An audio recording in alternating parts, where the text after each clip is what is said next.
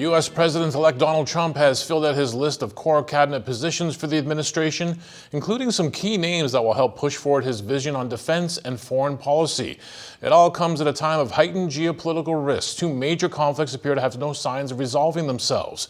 Joining us now with more is Roman Schweizer, Managing Director at TD Cowen Washington Research Group. Great to have you with us, Roman. Great to be here. Thanks so much for having me. All right, so we have a return of Donald Trump to the White House. What do we think foreign policy will look like in that administration? Well, it's been advertised as a sort of Reagan-esque return to peace through strength. And I think, given the folks that we've seen, nominated or intended to be nominated for various positions, I would say it's a somewhat traditional Republican foreign policy with some of the American first instincts thrown in there in terms of trying to resolve the conflict in Europe as well as conflicts in the Middle East.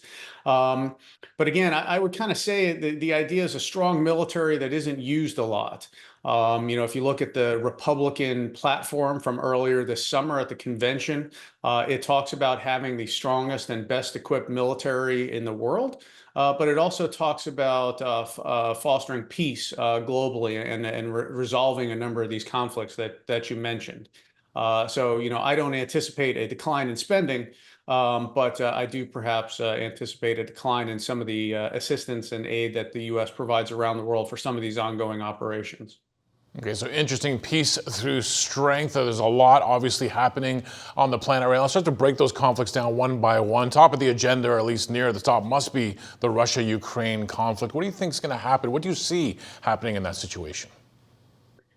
Yeah, so I think clearly one of the things that you've got Senator Marco Rubio nominated, certainly as Secretary of State, Mike Waltz, Congressman Mike Waltz, as National Security Advisor. Neither of these two are particularly guys that are soft on Russia or necessarily want to abandon Ukraine. I think they will push forward with the president's desire to negotiate a ceasefire or halt to that campaign. And I really think you've seen some of the weariness on both sides, whether it's the Russians or the Ukrainians, right? The Russians now using North Korean troops and even Houthi troops from Yemen to sort of avoid a general call up in Russia to avoid some political pressure. And then, of course, the Ukrainians themselves are pretty worn out, right, from this conflict. So I think there is an idea that there is a deal to be had sometime next year. And it's just a question of what do the outlines of that peace look like and how is that guaranteed? When I think about the conflict, and obviously NATO has been a part of this in support of Ukraine, NATO, you get the sense that Trump hasn't been the biggest supporter. With the return of Trump to the White House, what does that relationship look like between the United States and NATO? Well, I think most of his advisors would say, and I think even the vice president himself or Vice President-elect J.D. Vance has said that the U.S. would not withdraw from NATO. Of course, that's a Senate-ratified treaty, so it's maybe not as easy as that. But Trump has clearly been about encouraging the allies to spend the required or suggested 2% of GDP on defense. Some of them in closer proximity to Russia are spending way above that, like Poland at 3.5% per year. And even the new NATO Secretary General has said that NATO spending needs to increase. So there's certainly no shortage of acknowledgement that NATO needs to do more to pick up the slack. And I think that's what sort of President Trump's underlying message that does resonate with Republicans and Democrats alike, is that allies globally, whether that's in Asia, such as Taiwan, or certainly in NATO, need to do more in terms of burden sharing. And so I do expect that to be a focus in the years ahead. Is that something that those NATO countries, including Canada, need to pay more attention to? Because obviously it's been a concern of Washington's for a while, and Canada has not stepped up its spending. They need to take this seriously under a Trump administration?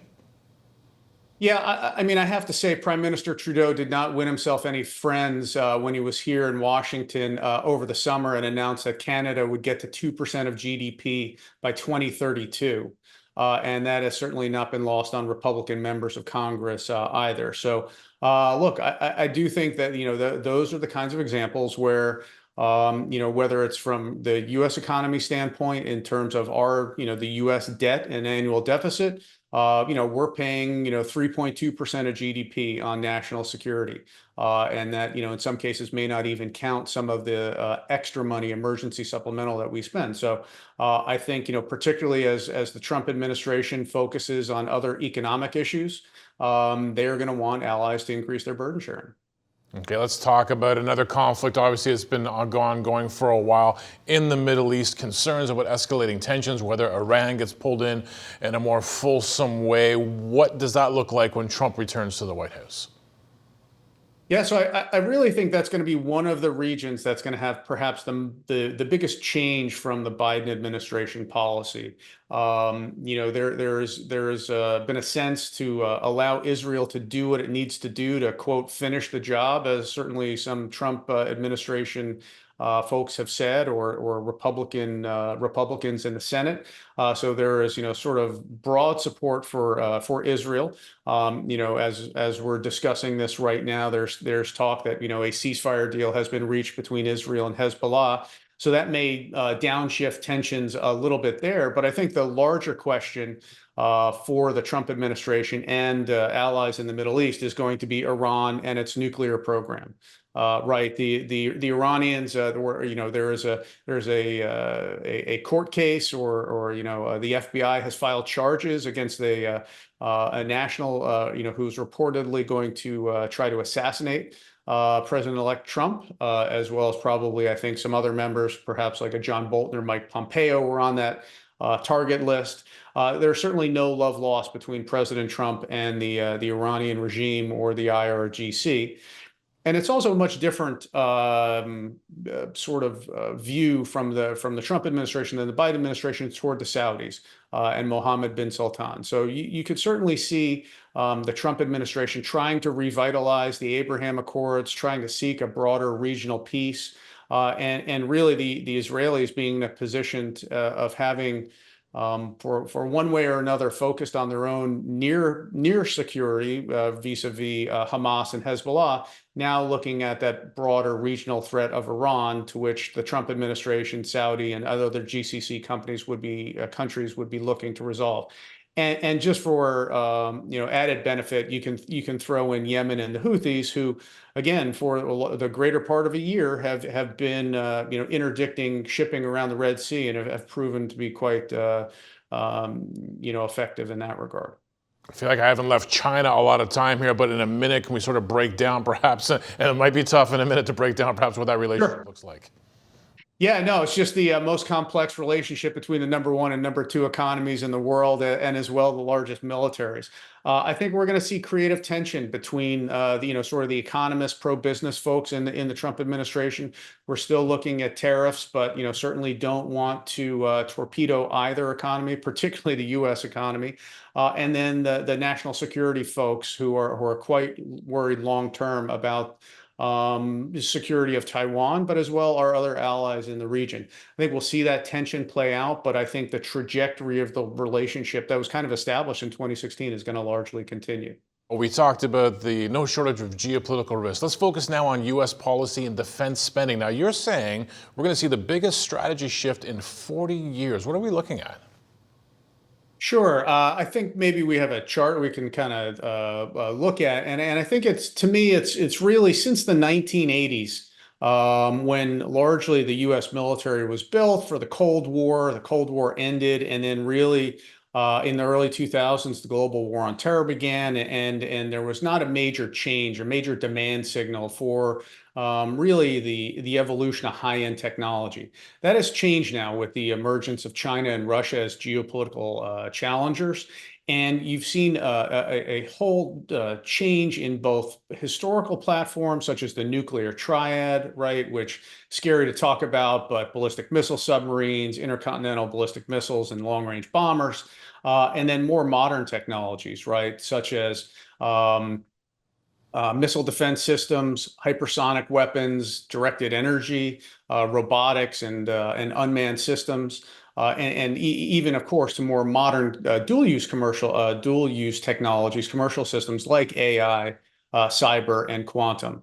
So these are really going to be pushing the boundaries in the years ahead. And I think we've seen some of that emerge, perhaps even in Ukraine, right? The use of Starlink, the use of first-person drones, the use of unmanned naval systems to attack the Russian Black Sea Fleet. So this is something that I think DoD is really investigating, experimenting with, and you're starting to see the spending pattern shift over the last several years in particular.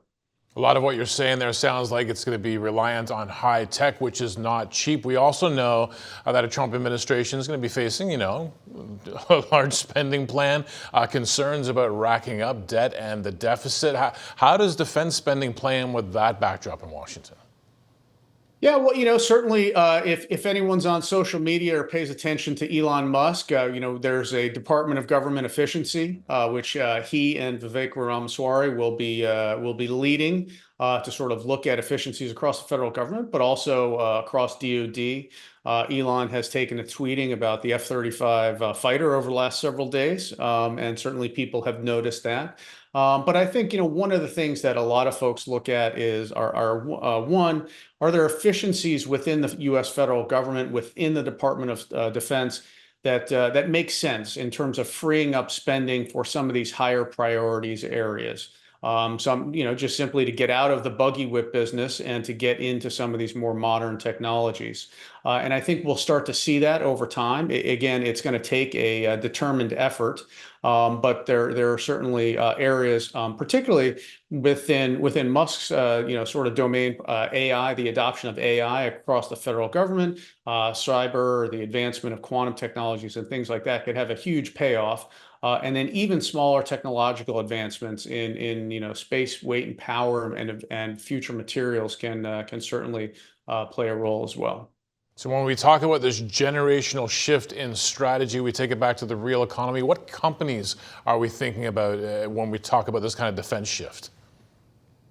Yeah, well, certainly it is a massive market, right? When you're talking about, roughly under a little bit under $1 trillion in defense spending. So certainly there's the large cap traditional defense primes, the government services companies, but you also have a new generation of sort of venture capital backed non-traditional defense companies like a Palantir or Anduril or Shield AI, and others that are competing in some of these new areas very vigorously, and are also counting on some DoD reforms to sort of buy things smarter or be able to bring to market products that are developed in the commercial world, that have dual use or military applications that can be onboarded for, again, defense purposes. And I think you've seen that highlighted, whether that's in Ukraine or whether that's in the Red Sea, some of this rapid technology adoption that